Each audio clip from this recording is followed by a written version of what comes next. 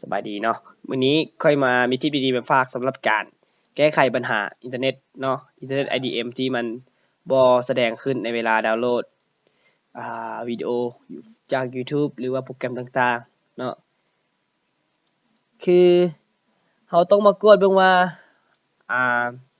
IDM นี้ที่เราโหลดมานี่มันอยู่ใน extension แล้วบ่เนาะสิ่งที่เราโหลดมาตัวนี้เป็น IDM เนาะค่อยเข้าเปิด IDM นี้ปึ๊บเนาะ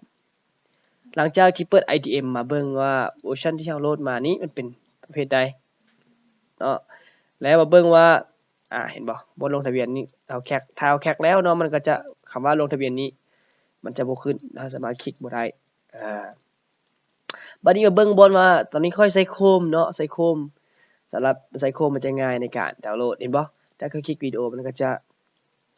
สิ่งที่มันปรากฏก็คือว่ามันจะบ่ขึ้นเห็นบ่มันจะบ่ขึ้นอินเทอร์เน็ตดาวน์โหลดบ่ขึ้นเฮ็ดจังได๋แล้ววิธีการแก้ไขก็คือให้เลือกไปที่นี่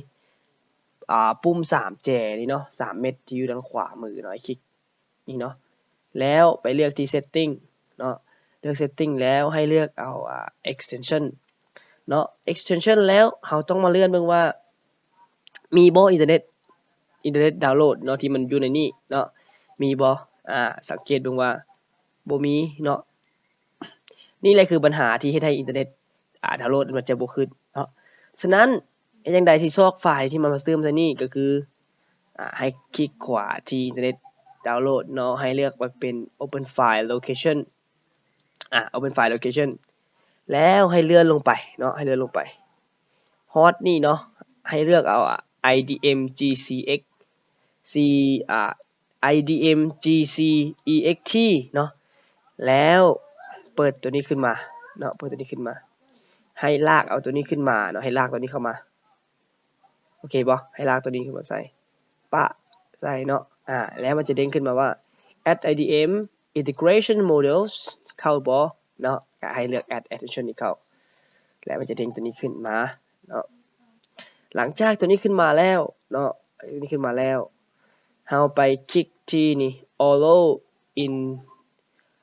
and reconnector เนาะ and allow access file URL เนาะหลังจากนั้นลองรีเฟรชเบิ่งว่ามันสิขึ้นบ่เนาะถ้ามันขึ้นก็แสดงว่ามันได้เห็นบ่หลังจากที่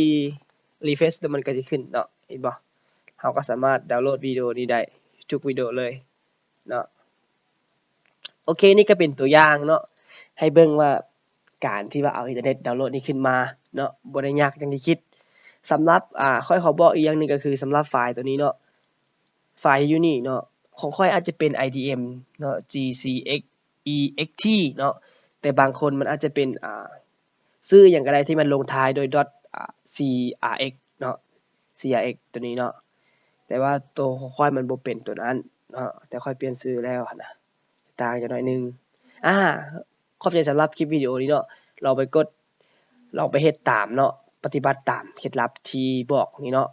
แล้วถ้ามีอีหยังก็สามารถคอมเมนต์ใต้วิดีโอนี้ได้หรือว่าคอมเมนต์มาทางแฟนเพจเนาะคือหนุ่มน้อยบ้านนาเนาะ